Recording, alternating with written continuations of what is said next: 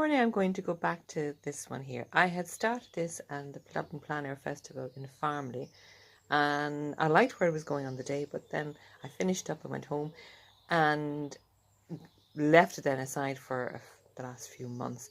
And then as it was happened then is sometimes when a painting's left that long, you've lost the energy of it and you're not sure. I'm not sure exactly where I want this to go, so I'm kind of stuck in it at the moment.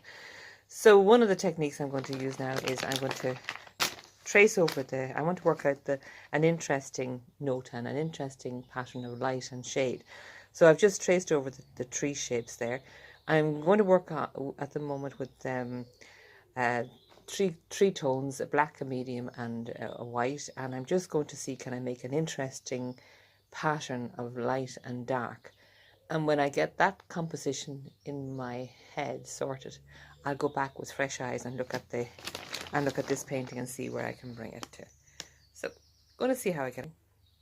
Okay, well, I've blocked in the darks now, and I already am feeling much happier about this painting because I want the focal point to be in here, the whole brilliant light on the water sparkling there, and then looking through the trees and the dark foliage. So taking this simple step has helped to clarify that in my mind. You notice I just use blue. It doesn't matter, I just use any dark colour. I actually don't have any black, and normally I would mix black with maybe a Listerine and ultramarine, or a couple of dark colours together. But it doesn't matter what colour it is, because this is just giving me the idea of the light and the shade. And now I can go back and look again at the painting and see how I need to intensify the darks.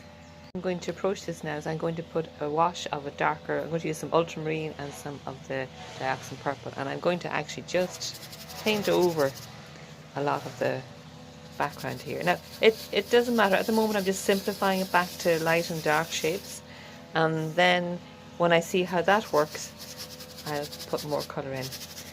And the beauty about acrylic is if I don't like it, at this stage I can simply wipe it off because it hasn't dried in, or if it does dry in, I can simply paint over it. So I'll keep going on this.